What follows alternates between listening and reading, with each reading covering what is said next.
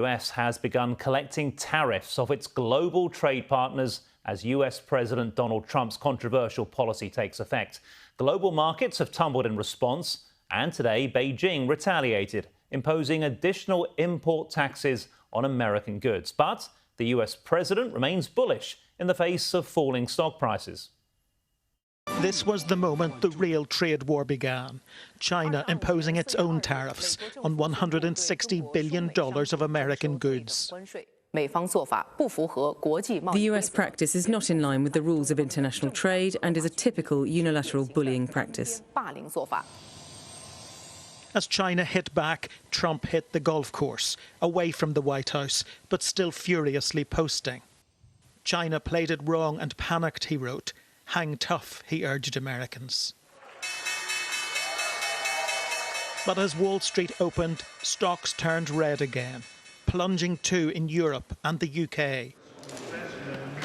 Face to face with America's NATO allies, Trump's top diplomat, arriving late and playing down the economic risks. No, their economies are not crashing. The markets are reacting. No, their economies are not crashing. Their markets are reacting to a dramatic change in the global order in terms of trade.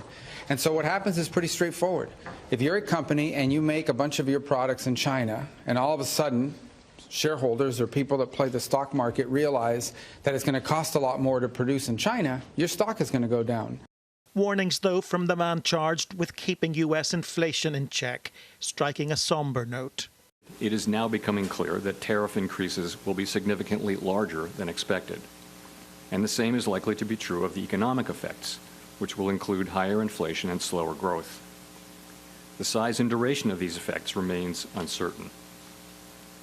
While tariffs are highly likely to generate at least a temporary rise in inflation, it's also possible that the effects could be more persistent. That's a potential game changer for a nation that's benefited from an open market. With free trade, America lost manufacturing jobs but gained cheap goods, many of them made in places like China. But now that the president wants those manufacturing jobs back, it seems the days of cheap goods made in places like China are over. And that's bad news for Americans when it comes to the price of their shopping. That means the prices are going to go up on the consumer. So we're going to pay. I'm extremely worried about the prices going up because it's affecting our families here in America. So yes, I'm very worried about that. So do you think the government's making a mistake? I do. So what's your message to the president? Stop it. A trade war made in America could see the world on the road to a global recession. A Trump-made one.